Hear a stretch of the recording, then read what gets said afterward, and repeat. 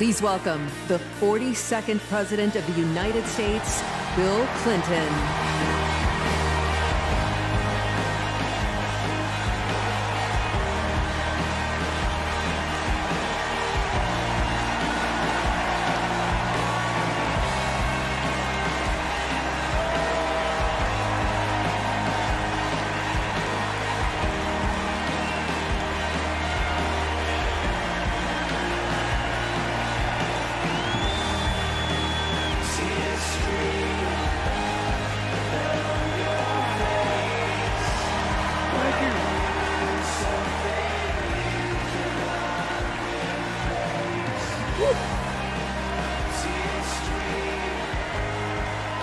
Thank you.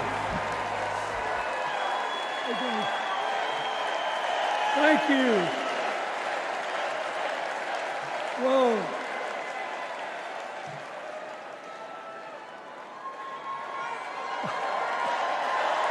Let me ask you something. After the last 2 days, aren't you proud to be a Democrat? And I am very grateful to the Republicans and independents that have joined us, have been up here on the stage. And I hope they feel better about it now. Because I've seen all these things that even I have to be reminded of from time to time when I get my spirits down. I love seeing the Obamas here. I love seeing President Biden. And I thought Hillary gave a great speech, too. And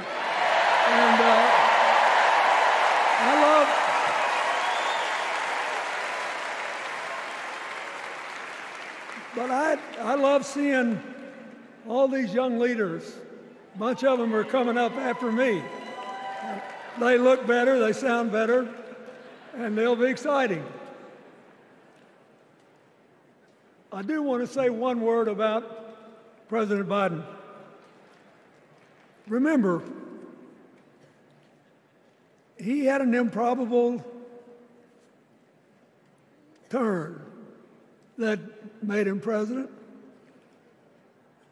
And we were in the middle of a pandemic and an economic crash. He healed our sick and put the rest of us back to work. And he strengthened our alliances for peace and security. He stood up for Ukraine. He's trying desperately to get a ceasefire in the Middle East.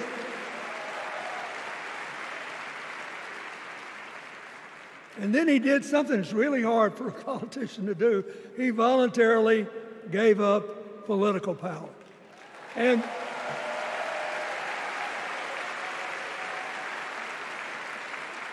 George Washington knew that, and he did it. And he set the standard for us serving 2 terms before it was mandatory. It helped his legacy, and it will enhance Joe Biden's legacy. And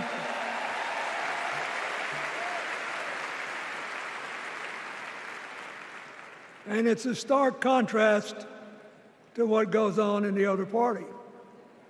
So I want to thank him for his courage, compassion, his class, his service, his sacrifice.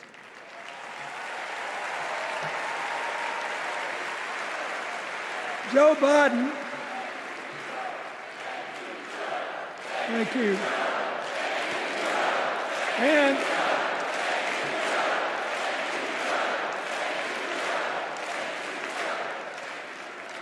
he kept the faith, and he's infected a lot of the rest of us. Now let's cut to the chase. I am too old to gild the lily.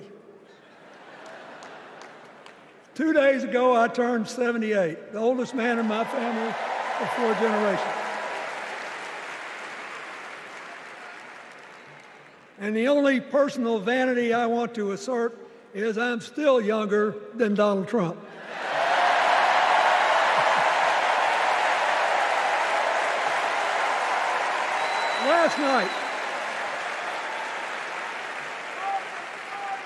Last night, in what I thought was a very moving series of episodes, we nominated Kamala Harris and Tim Walz. And just think about that. Two leaders with all-American but still improbable life stories. It could only happen here. Their careers, after all, started in community courtrooms and classrooms. Two leaders who spent a lifetime getting the good job done.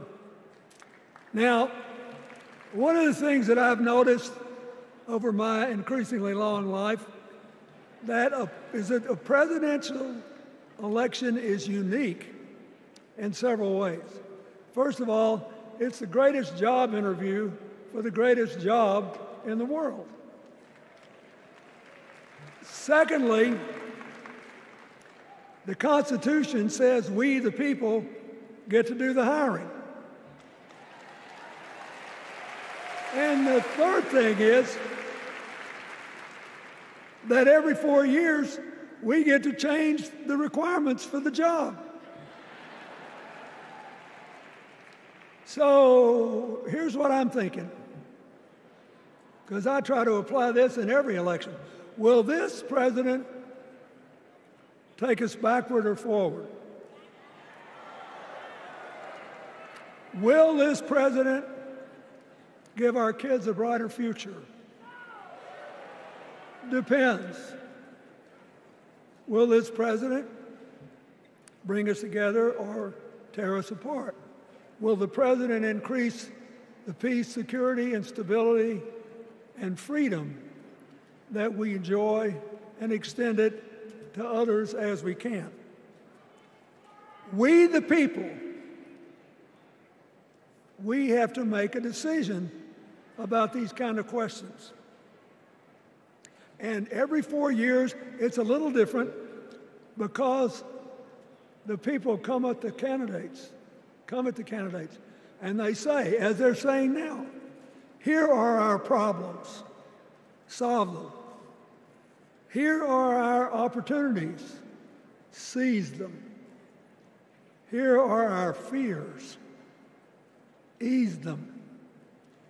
Here are our dreams, help them come true.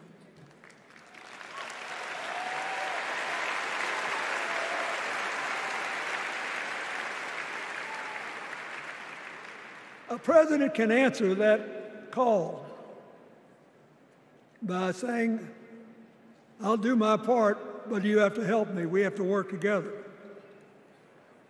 Or you can dodge what needs to be done by dividing, distracting, and diverting us. So in 2024, we got a pretty clear choice, it seems to me. Kamala Harris for the people,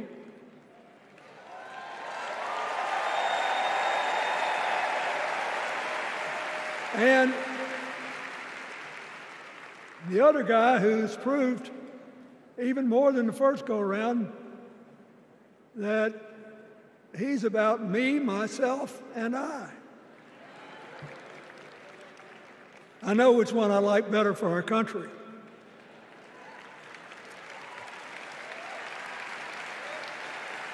Kamala Harris will work to solve our problems, seize our opportunities, ease our fears, and make sure every single American, however they vote, has a chance to chase their dreams. You know,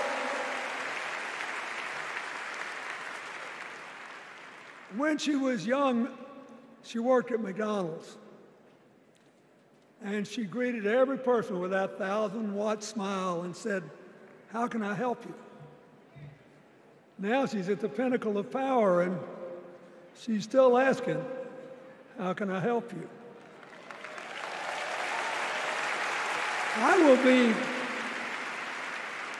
be so happy when she actually enters the White House as president because she will break my record as the president who spent the most time at McDonald's.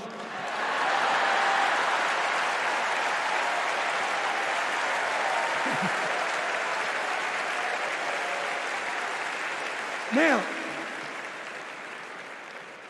but we got an election to win. And remember, we've got a guy that's pretty good at what he does. Donald Trump has been a paragon of consistency. He's still dividing, he's still blaming, he's still belittling other people. He creates chaos, and then he sort of curates it as if it were precious art. Let me say, not a single day goes by, even though I've been gone for well over 23 years from the White House, not a day goes by that I don't thank the Lord for the chance I had to serve and what it meant. And one of the reasons, thank you. Wait.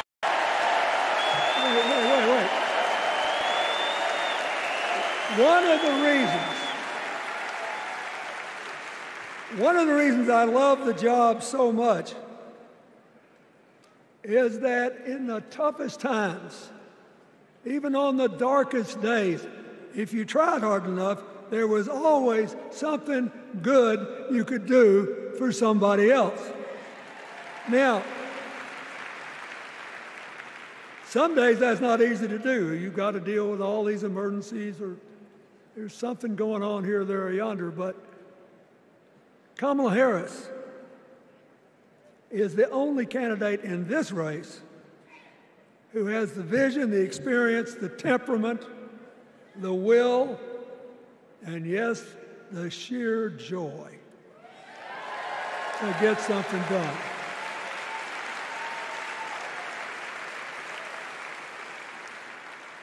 I mean, look, what does her opponent do with his voice? He mostly talks about himself, right?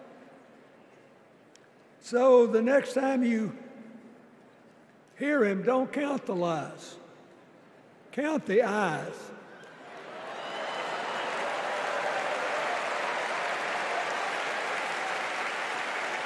Count the eyes. His vendettas, his vengeance, his complaints, his conspiracies. He's like one of those tenors opening up before he walks out on stage, like I did, trying to get his lungs open by singing, me, me, me, me, me, me.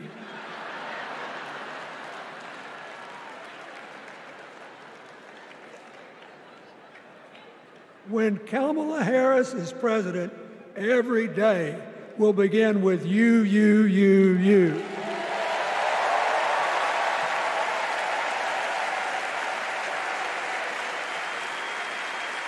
So, we got to ask ourselves the questions if we're going to hire a president. Do you want to build a strong economy from the bottom up and the middle out? Or do you want to spend the next 4 years talking about crowd size?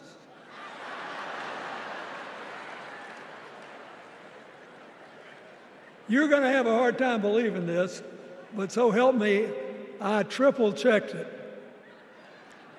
Since the end of the Cold War in 1989, America has created about 51 million new jobs. I swear I checked this 3 times.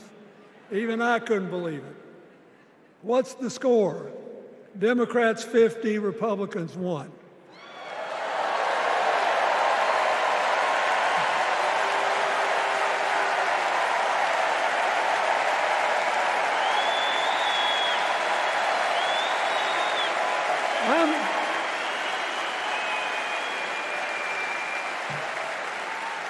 I'm glad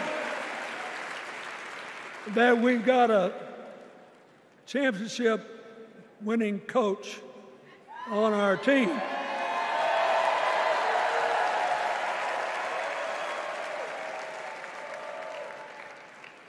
But even the most limited of us in what we know about football or any other sport knows that if you're got 50 and the other side's got 1, you're ahead.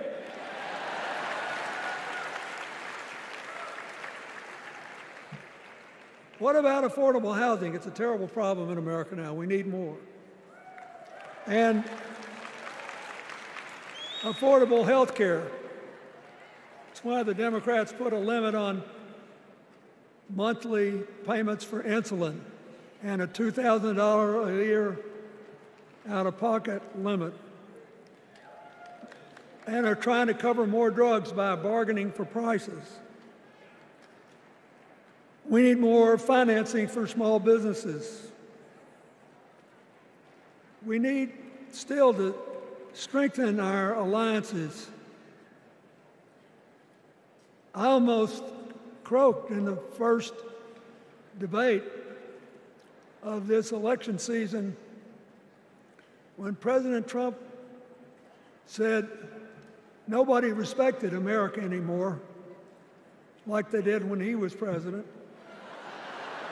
Wait. And with a straight face. Look, you got to give him. He's a good actor.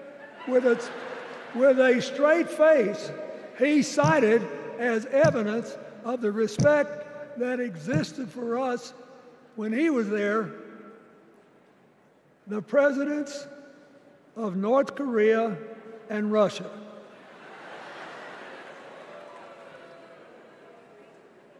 I'd rather have the people who respect us now. And one of the things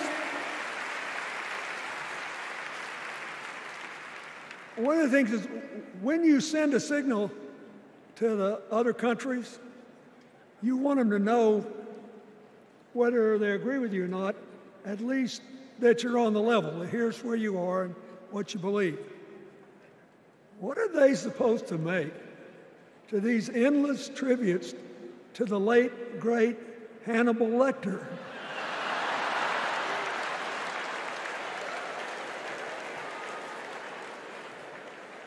I mean, President Obama once gave me the great honor of saying I was the explainer-in-chief. Folks, I've thought about it, and I don't know what to say.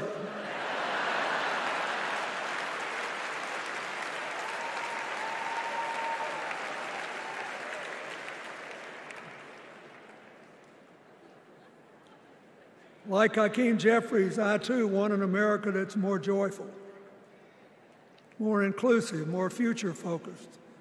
Just think what a burden it's been on us to get up day after day after day after day, buried in meaningless hot rhetoric, when there's so many opportunities out there, so many problems that need to be solved. I want that. And that's the America Kamala Harris will lead. And she's already made her first presidential decision, and she knocked it out of the park when she asked Governor Tim Walz to be her nominee for vice president.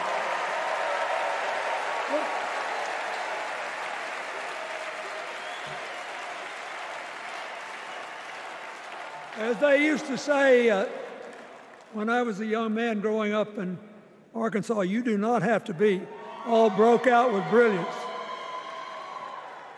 You just look at Tim Walz, listen to him, follow his record as a teacher, as a coach, in the National Guard,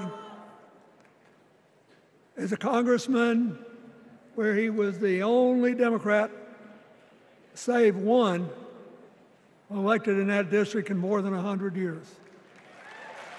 And he stayed a long time. And then he became a great governor. And by all accounts, he was a crack shot who had the courage among his rural constituents to say, we do not need these assault weapons available to people who can kill our kids in school.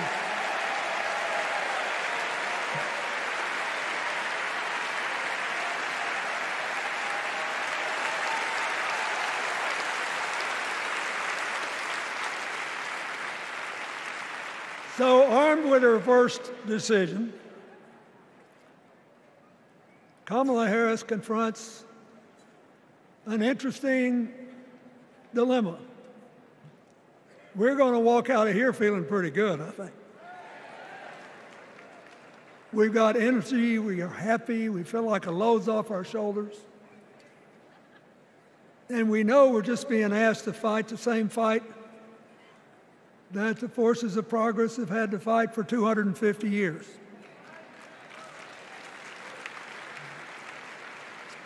In the face of stiff and often violent opposition, we have to find a way to go forward together, where we the people make our union more perfect. So, that's a good thing. How could we possibly lose? Kamala Harris has fought for kids her whole life that were left out and left behind. She's taken on gangs trafficking across the border. She's fought to protect the rights of homeowners.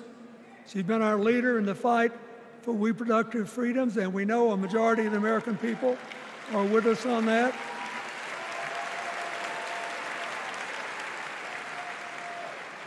And she's gained an invaluable amount of experience as vice president, advancing our values and interests around the world.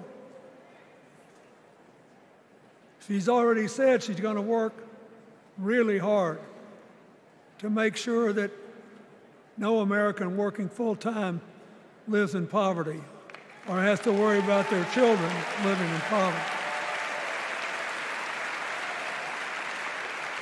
He says that we got to make home ownership an achievable dream for everyone, not just a privilege. She said that and this meant a lot to me, that she would protect everybody's right to vote, whether or not they voted for her. They were citizens, and they deserved the right to vote.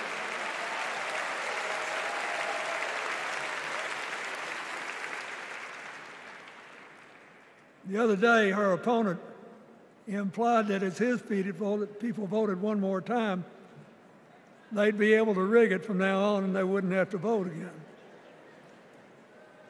You think they're kidding, but I know a lot of these folks, and most of them are really good people, but some of them think that they are bound to dominate America politically, economically, and socially, and they have to use politics to do it, and they should rig the system.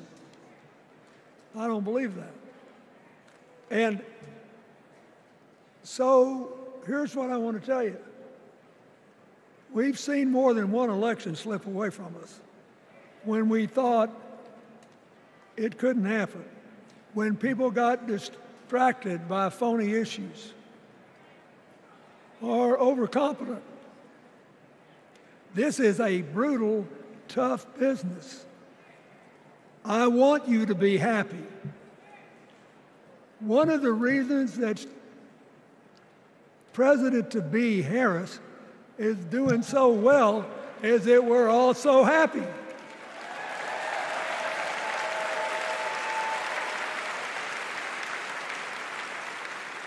But you should never underestimate your adversary.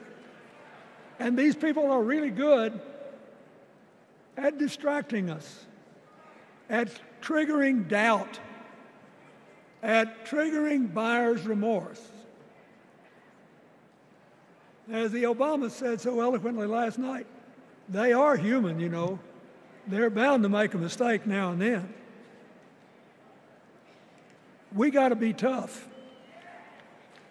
And so, as somebody who spends a lot of time in small towns and rural areas in New York and Arkansas and other places, I urge you to talk to all your neighbors. I urge you to meet people where they are. I urge you not to demean them, but not to pretend you don't disagree with them if you do. Treat them with respect, just the way you'd like them to treat you.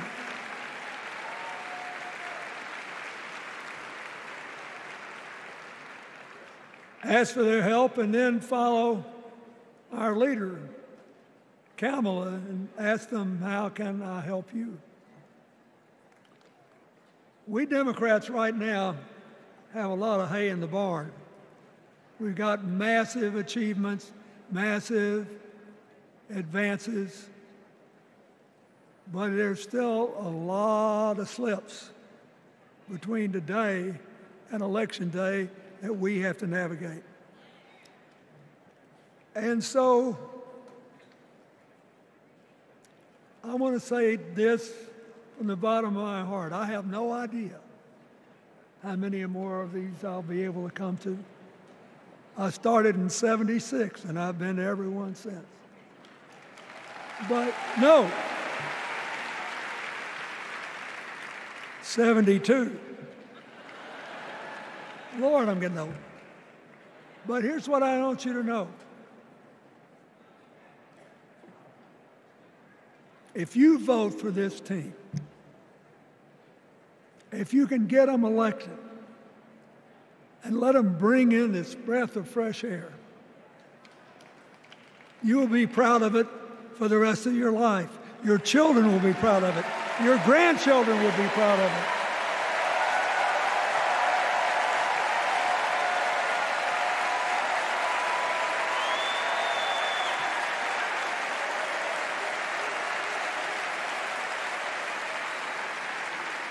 Take it from a man who once had the honor to be called in this convention the man from hope. We need Kamala Harris, the president of joy, to lead us. So,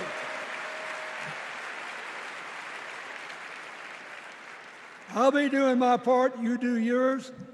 I'll see you when we're making a real joyful noise when the votes are counted. God bless you, and God bless America.